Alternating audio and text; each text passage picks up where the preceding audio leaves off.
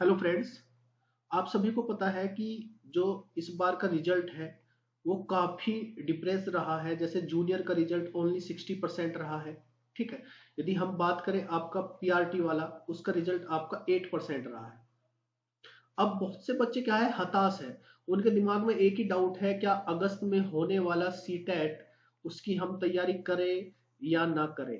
ठीक है फ्रेंड्स, यदि आप का जो डिप्लोमा है, बीएड है, बीटीसी जो भी आप कर रहे हो वो फाइनल हो चुका है, तो आपको ये अगस्त वाला जो सीटेट है वो देना चाहिए, क्योंकि आपका ये सीटेट आपकी लाइफ के लिए टर्निंग पॉइंट हो सकता है। क्योंकि आपको एक बीपीएससी वाली वैकेंसी आने वाली है, बीपीएससी 4। ठीक है। तो ये आपको वैकेंसी मिलेगी बिहार की। आपको जो है हो सकता है सुपर टेट आपको देखने को मिले। ठीक है फ्रेंड्स।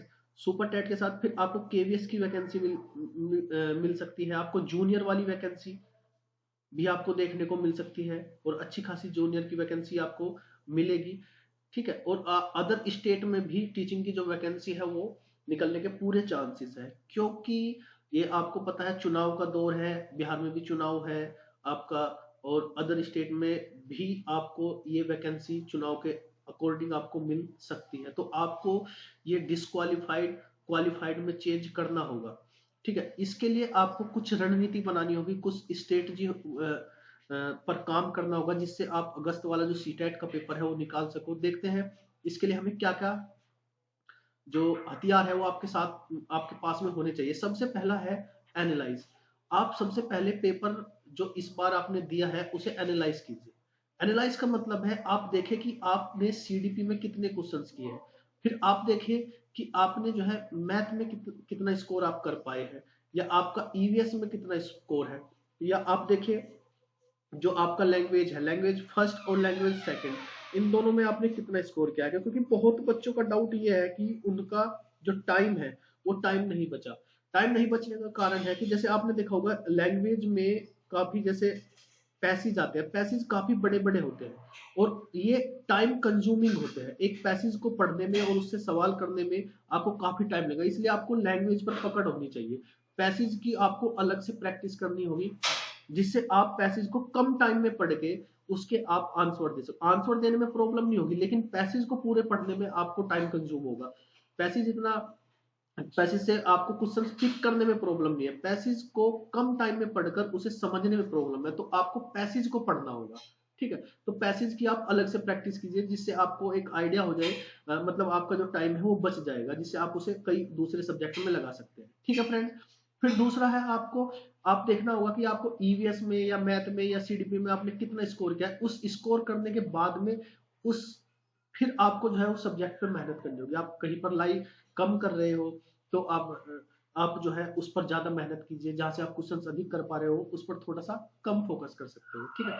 दूसरा है आपको पैटर्न। पैटर्न समझना पड़ेगा। आप सीटेट ने इस बार काफी चेंज किया है। ठीक है। क्योंकि पैटर्न को पूरा बदल दिया है। पूरा पैटर्न जो है आपका एनसीईआरटी बेसिस है। एनसीईआरटी पर आपकी अच्छी पकड़ होगी तो ही आप सवाल को पिक कर पाओगे। यदि एनसीईआरटी पर पकड़ नहीं है तो आप सवाल को पिक नहीं कर पाओगे। इसलिए एनसीईआरटी एनसीईआरटी है तो आप कोचिंग कर रहे हो, वहां के उसके नोट्स आपके पास में है, एक्स वाई जेड जहां भी है, आपको एनसीईआरटी पर ही फोकस करना होगा। तीसरा पॉइंट है आपको सिलेबस। आपको सबसे पहले अपना सिलेबस कंप्लीट करना होगा। आप ये सोचो कि आपका सिलेबस कंप्लीट नहीं है, और सिलेबस कंप्लीट ना करने के बाद आप सोचते हो आप सारे के सारे क्वेश्चंस आप अटेम्प्ट कर लोगे, नहीं, इम्पॉसिबल है। तो आपको जो है सिलेबस कंप्लीट होगा, कंप्लीट करना होगा, और कंप्लीट करने के बाद में ही आपको पूरा का पूरा आप पेपर अटेम्प्ट कर सकते हो। ठीक है। फिर आपका फोर्थ पॉइंट है आपको लास्ट ईयर के क्वेश्चंस। लास्ट ईयर के क्वेश्चंस आपके 10 ईयर के क्वेश्चंस आपको खुद प्रैक्टिस करनी होगी। 10 इयर्स के क्वेश्चंस, 10 ईयर के क्वेश्चंस आपके हाथों से निकलने चाहिए, जिससे कोई भी पैटर्न आपका छूटना ना चाहिए। कोई भी टाइप आपका जब मैथ में है, मैथ में कोई भी टाइप छूटना नहीं चाहिए। ईवीएस के जितने भी क्वेश्चन है वो आपको सब आने चाहिए। तो लास्ट ईयर के क्वेश्चन सारे के सारे आपसे 10 ईयर के उनके क्या करें, प्रैक्टिस करें। और अलग से भी आपको थोड़ा कंबाइंड आपका जितना भी, सपोज करो आप एक सेट को लेकर बैठते हो, पूरा का पूरा एक पेपर है, पेपर 1 या पेपर 2 जो भी आप दे रहे हो, अब पूरा पेपर लगाइए। पूरा का पेपर लगाने पर और टाइम के अंदर लगाइए, उसमें आपको एक आइडिया हो जाएगा कि आप उस टाइम के अंदर कर पा रहे हो या नहीं कर पा रहे हो, आप पैसेज में कितना टाइम लगा रहे हो।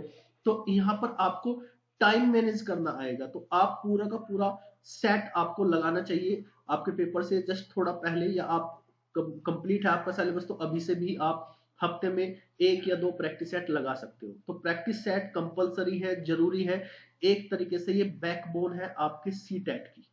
ठीक है, तो आपको जो है प्रैक्टिस करनी होगी, साथ में आपको मोटिवेटेड रहना होगा। ठीक है, मोटिवेटेड रहने का एक ही रीजन है, वो है आपका जॉब। आपको पता है जॉब मिलने के पूरे आसार है, तो आपको जॉब के साथ मोटिवेटेड रहना है, जॉब आपको मोटिवेटेड रखेगी। ठीक है, तो ये पॉइंट है जिसको आप फॉलो करके सी टेट का पूरा आपको इस एग्जाम को स्ट्रेटजी बना के आप जो है इसे फॉलो कर सकते हो। ठीक है, और हम जो है कुछ क्लासेस भी चला रहे हैं, जैसे जूनियर के लिए मैथ और साइंस की क्लासेस है। यदि आपको ये वीडियो अच्छा लगा हो तो आप इसे लाइक कीजिए, शेयर कीजिए, और हमसे आप जुड़ सकते हो। इस वीडियो में इतना ही, धन्यवाद।